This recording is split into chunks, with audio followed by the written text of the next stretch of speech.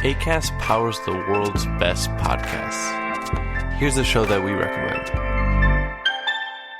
What is The Briefing Room? It's a behind-the-scenes look at how the criminal justice system works and the lives of the people within that system. If you love true crime, well, these are the real people who do the job every day of making sure justice is served. Hi, I'm Detective Dave. I'm Detective Dan. Together, we have decades of experience in local law enforcement, a profession that we think is often misunderstood. So we're going to explore how to do it right, and we won't shy away from when it's done wrong. These are stories you'll hear nowhere else. Unique, frank, and unvarnished. From the team that brought you Small Town Dicks, this is The Briefing Room. Episode 1 drops on August 30th. We'll meet you in the briefing room. Acast helps creators launch, grow, and monetize their podcasts everywhere. Acast.com.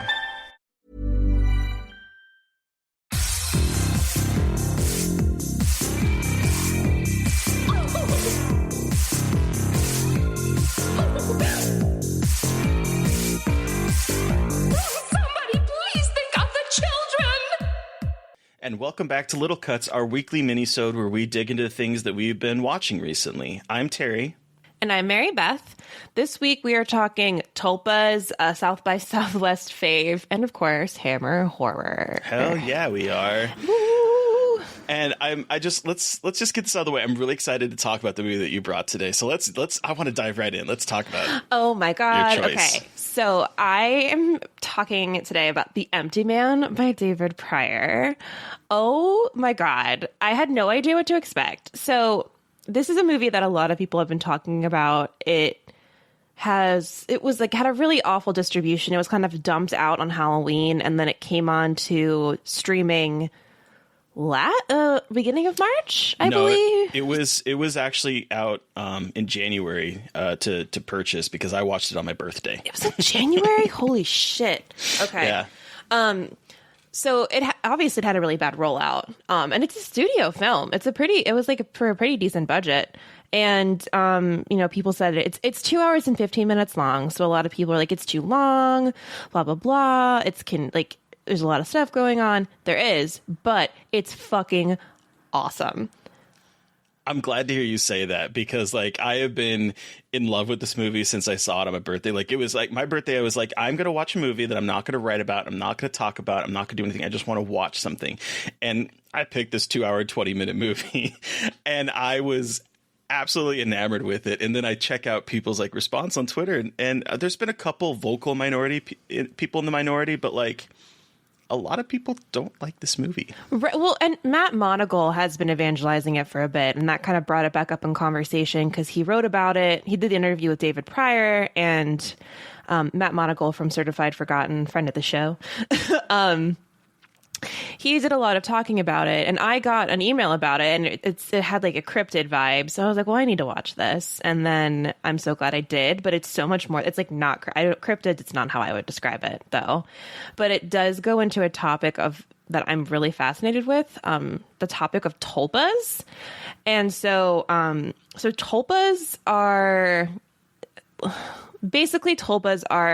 something that has manifested because it has been thought about enough. So basically, they are physical manifestations of thoughts. And tulpas are really hard to create because it obviously requires a lot of thinking if you believe in tulpas. So there's a lot of discussion of tulpas in Twin Peaks, David Lynch's Twin Peaks. There is a lot of discussion about the idea of digital tulpas with Slender Man and a lot of the creepypastas and how they become obsessions to the point that they actually manifest as physical beings, which I think is so fucking fascinating. So when the word tulpa comes up in this movie, on the back of a sheet of paper, I was like, fuck yeah, I have not seen a movie about tulpas in so long. And it's a really confusing topic. It's weird. It's very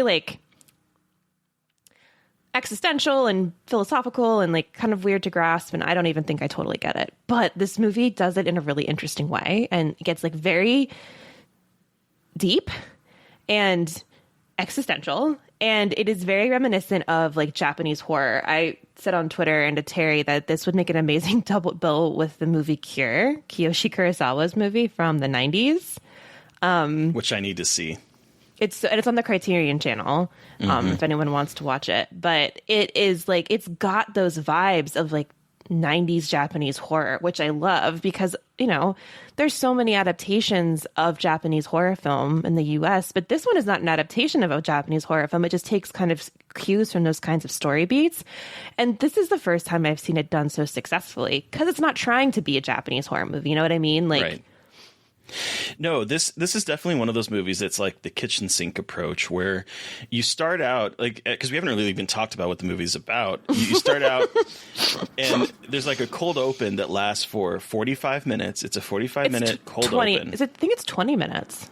Is it only 20 minutes? I think it's only 20 minutes. I looked because it said 22 minutes because I was like, how long has this been going on? It was 22, but that's still a very long cold open. Yeah, man, I thought it was longer, but okay. At any rate, it's a long cold open, and it's set in, is it Tibet? It's been a while since I've seen it. Bhutan. It's set in Bhutan in the snowy peaks, and this group of friends are just, you know, on like they're going mountain climbing, which I cannot relate to, but... Same though.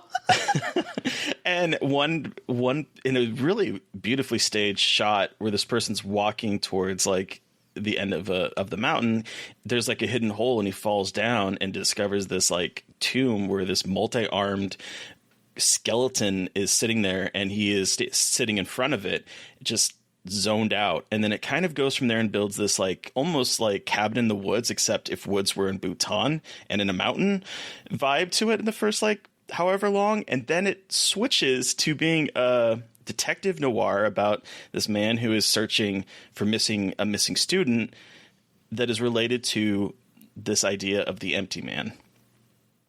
Yep.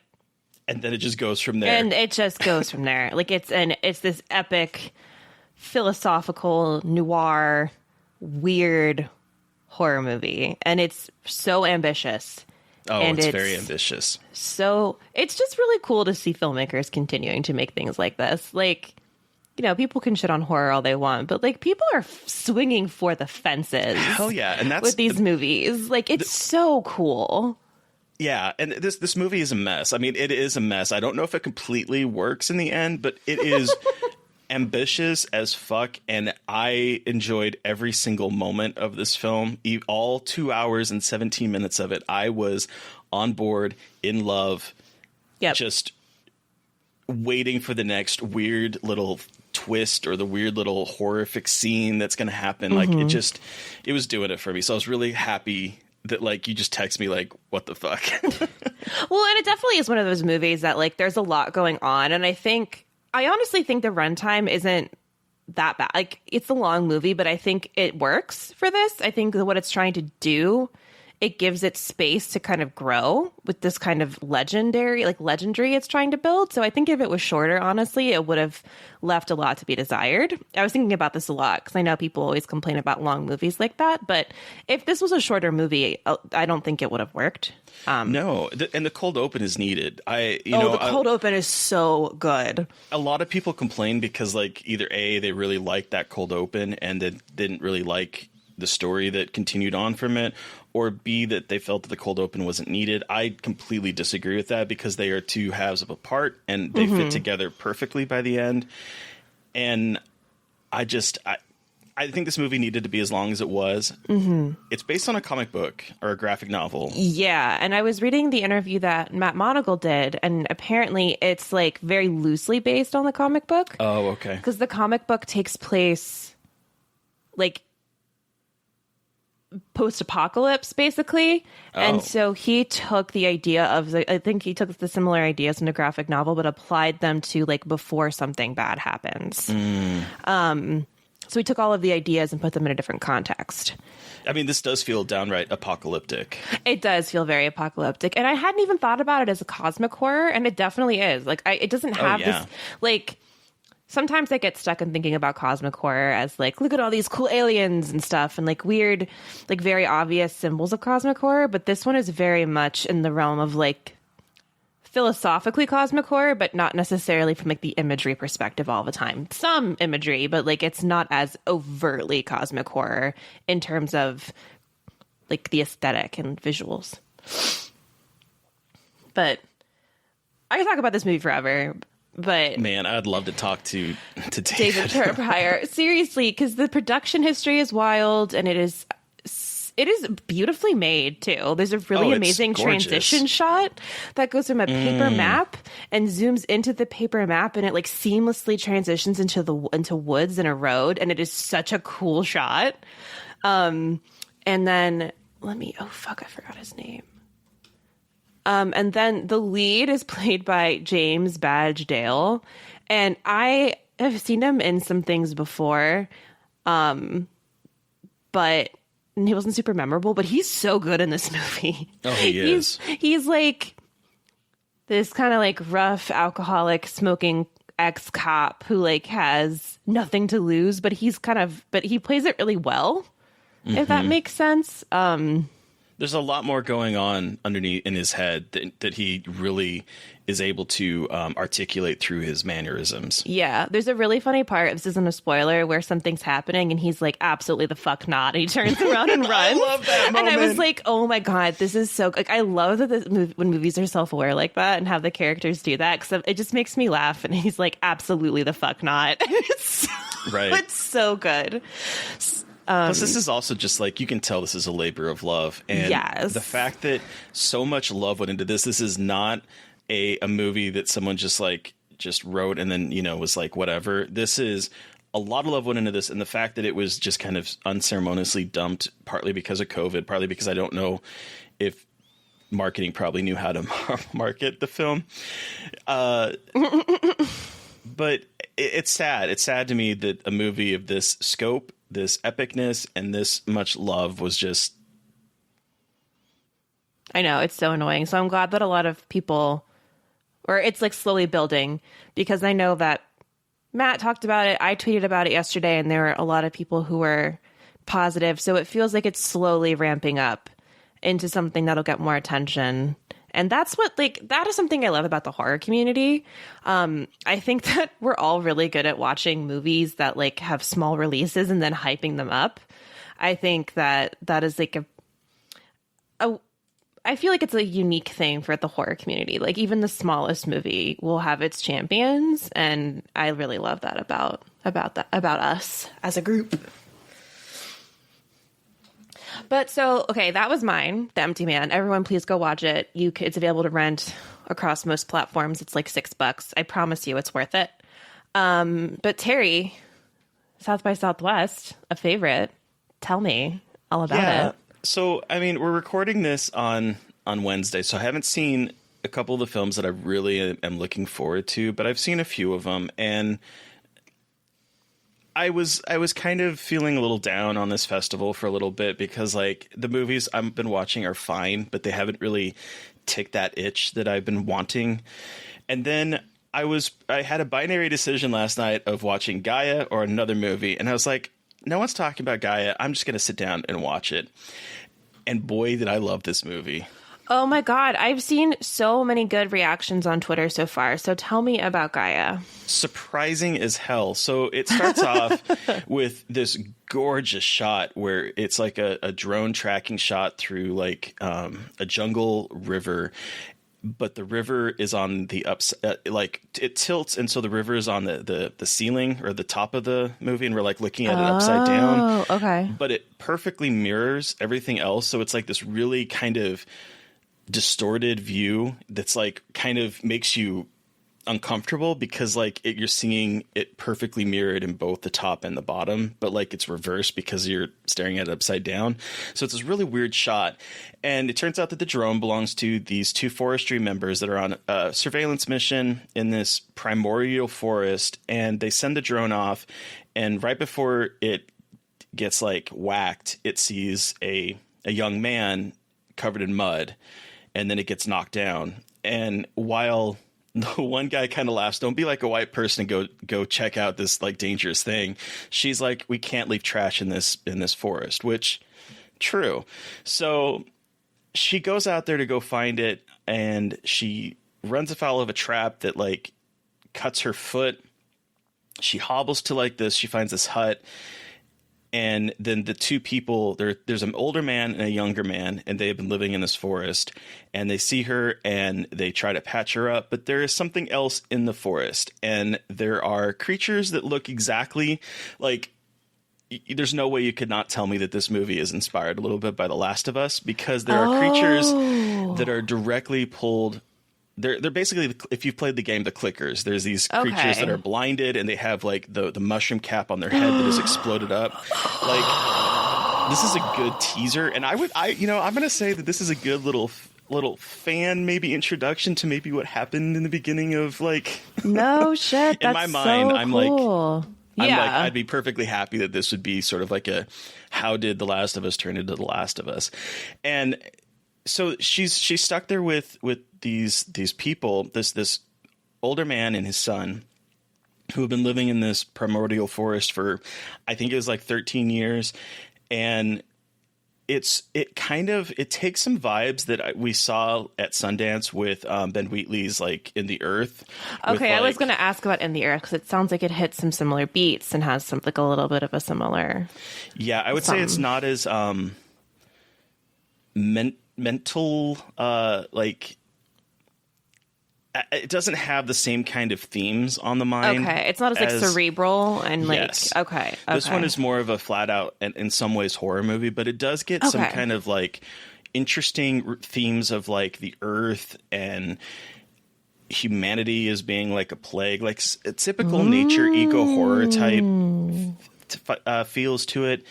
It's but man, it's beautifully shot. It is gorgeously shot. The effects are really nice for the most part. There's some wonky CGI, but like it didn't bother me. And it really just blew me away. Fuck yeah. I've been hearing such great things about it, and like just the things I've seen look amazing, and I'm so excited to see it. I'm still trying to parse out. Yeah, I'm hoping it gets like a release.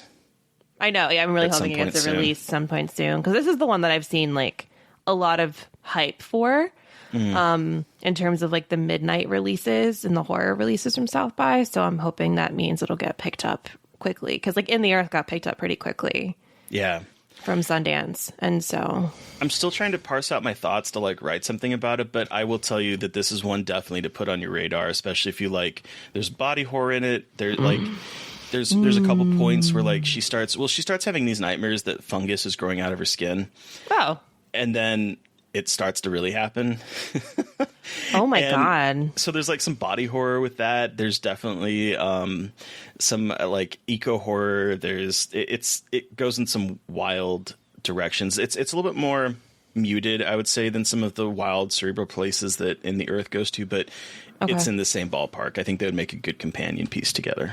Cool. And it's South African, right? Yes. Cool. Mostly in English. There's a couple bits of dialogue that I'm guessing is in Afrikaans. I'm not 100% sure. Cool. Man, fuck yeah. This is a good year. It's been a good couple of years for international horror from like South Africa and Argentina, and like I feel like countries that we don't really see a lot of horror like that's getting attention coming out of, like a lot of countries with horror that's getting a lot of attention. So that's exciting. And it looks beautiful. Like it's gorgeous. It is gorgeous. I'm so excited for it. So Hammer horror. So y'all, this week we watched Twins of Evil, which is about pretty much a set of twins. One of them becomes a vampire and one of them is pure. And they travel to this castle after their parents have died, and one of them becomes a vampire. Peter Cushing plays a religious zealot who likes to burn witches alive. Innocent women. Innocent women. Yeah. So, what did you think of Twins of Evil, Terry? You know, this is one of those movies where when you're watching the first 20 minutes, you get really excited by some of the things that they're kind of introducing. And you think about, man, I need to text Mary Beth and say, oh my gosh, is this like a movie that influenced The Witch? Because there was some definite strong anti-religious, feminist like vibes that are kind of feeling similar to some of the things that The Witch explored. And then it just sort of shits the bed. In my opinion. Yes. It does shit the bed. Like, there's no other way to put it. It just like becomes spectacle, like for spectacle's sake, I feel like. Well, and it brings up these themes. Like what I really loved in the beginning is we have Peter Cushing playing an evil man who is using religion to basically smite women, and he burns them at the stake with his group of other old white men that just ride through the countryside, picking up women that aren't either married or living on the edges of society, and they're basically burning them because they think that they are infected by the devil. Meanwhile, there is this man who is practicing. He wants to practice Satanism, but like he keeps hiring charlatans to like do ceremonies for it. But then he ends up stabbing a woman and bringing to life an old vampire. That is, I mean, okay, this is actually the third in a trilogy of movies that started with the movie that you went on the Horror Queers to talk about. Oh yes, Vampire Lovers? Vampire Lovers. Vampire Lovers, right?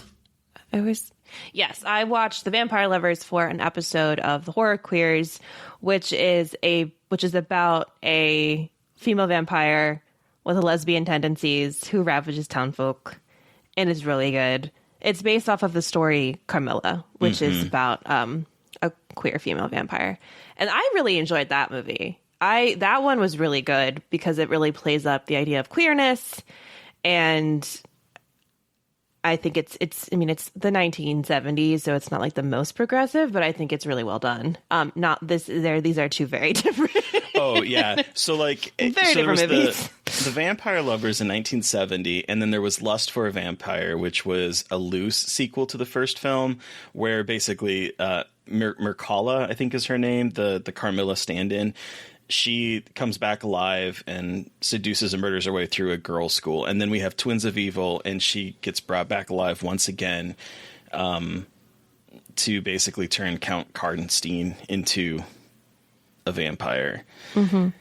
And it's at this point that like the kind of politics of it sort of get a little wonky for me, because the two twins, you have Maria and Frida's like, she is not having any of this. She's a strong feminist woman in this time period. And she's like, no, y'all are crazy. I want to go, be free. And so because of that, she runs afoul of these vampires, becomes a vampire against her will. And at that point, it's sort of like, I don't know, it goes downhill for me.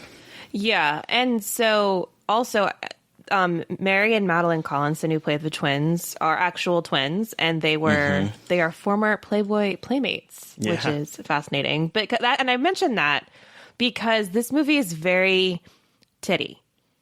Oh yeah. I say that because a lot of very low cut dresses, and there's a scene where Frida is attacking a man, and her fucking nightgown just opens up, and her boobs are hanging out, and like she rubs a crucifix on her nipple.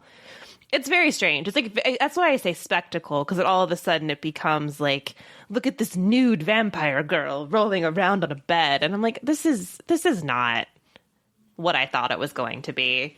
Because the politics are interesting. They show up at the beginning, these twins, and these like they're coming from Venice, Italy, and so they're wearing these very like elaborate outfits that are like beautiful colored silks, hats with big feathers, and they're immediately told to change into all black because they.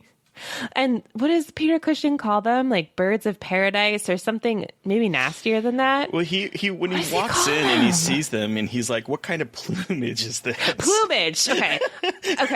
I was like, there's something with birds. Plumage. What kind of plumage is this? And I about died. They were like, we don't have black. Well, and then he's like, "Do you know the fourth commandment?" And she's like, "Which Which is one's that?" And I loved it because I'm like, "Oh, this is like really like you have the very more liberal society of the city folk coming to this rural community and where religion has this tight hold." And she's like, she even says later, "Perhaps I don't like good men because all of the good men, quote unquote, in this town are a part of this like religious sect that is killing people." So there's all of that going on in the beginning. Yeah. I mean, honestly, I would have loved it if both twins became vampires. Like, that would have been cool as fuck. But, you know, here we are. And again, I was also very impressed with the effects towards the end when like a vampire is killed and he slowly decays. And there is some actually, like, again, the Hammer horror films continue to have some pretty good practical effects for the time that they were made in.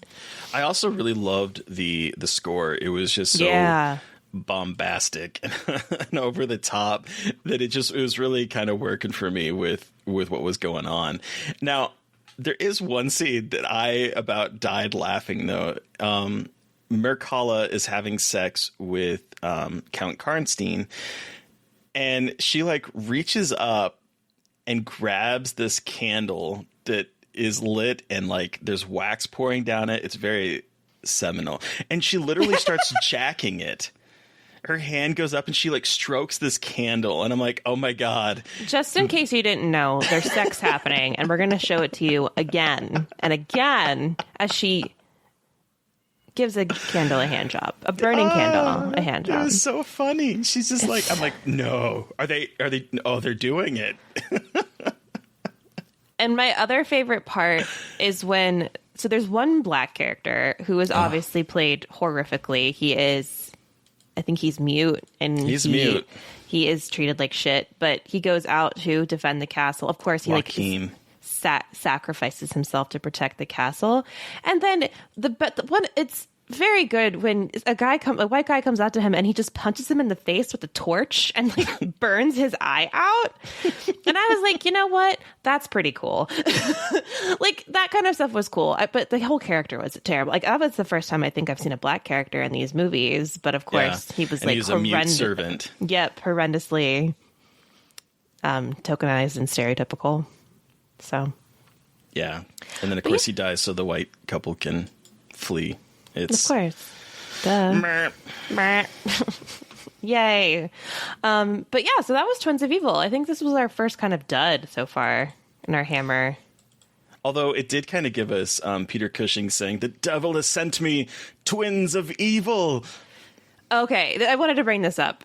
Because there's a movie we're going to watch for next week that also stars Peter Cushing and Christopher Lee, but it's not Horrors of Dracula.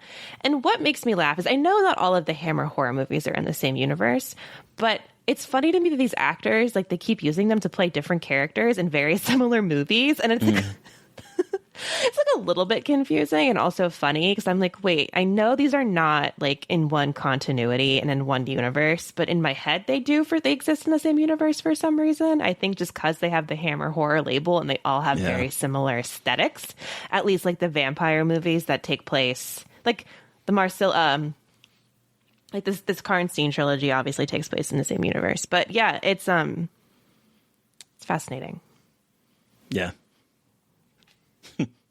But I guess that kind of leads into what Hammer horror movie are we watching next week, Terry? We are being turned to stone as we go watch 1964's The Gorgon. Starring Christopher Lee and Peter Cushing. In which a Gorgon takes human form and terrorizes a small European village by turning its citizens to stone. It was directed by Terence Fisher, who directed Horror of Dracula. And as Mary Beth said, Christopher Lee and Peter Cushing are in it, so... And it was recommended to us on Twitter, so I'm hoping that this one will course correct a little bit after. Yeah, we've watched a couple vampire movies, so it's time to kind of branch out and see what other creatures we have to watch. So I'm excited about that. Yeah, so that's next Friday. But what about Monday, Mary Beth?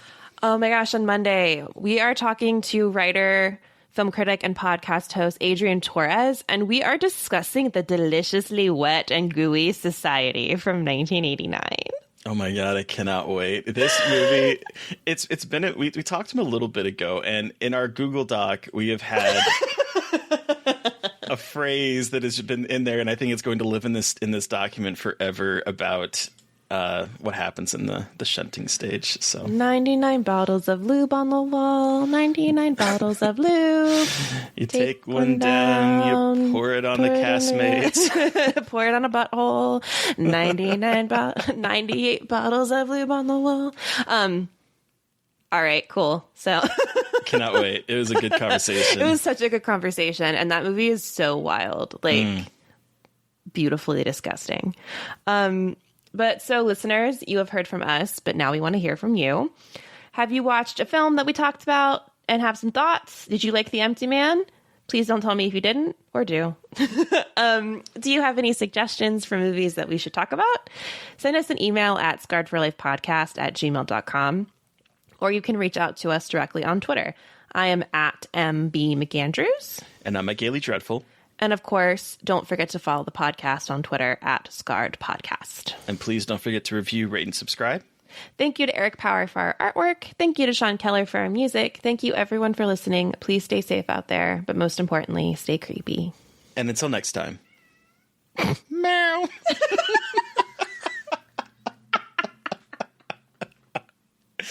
That bitch always has to have the last word. She had the last laugh.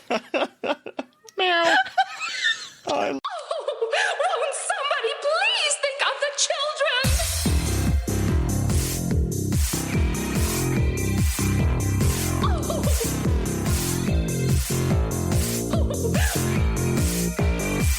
Won't somebody please think of the children?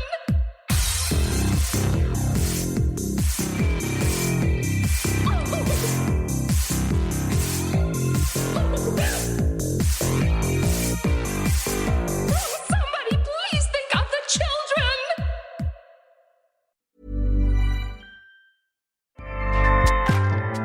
Acast powers the world's best podcasts. Here's a show that we recommend. What is The Briefing Room? It's a behind-the-scenes look at how the criminal justice system works and the lives of the people within that system. If you love true crime, well, these are the real people who do the job every day of making sure justice is served. Hi, I'm Detective Dave. I'm Detective Dan. Together we have decades of experience in local law enforcement, a profession that we think is often misunderstood. So we're going to explore how to do it right, and we won't shy away from when it's done wrong. These are stories you'll hear nowhere else. Unique, frank, and unvarnished. From the team that brought you Small Town Dicks, this is The Briefing Room. Episode 1 drops on August 30th. We'll meet you in the briefing room. Acast helps creators launch, grow, and monetize their podcasts everywhere. Acast.com.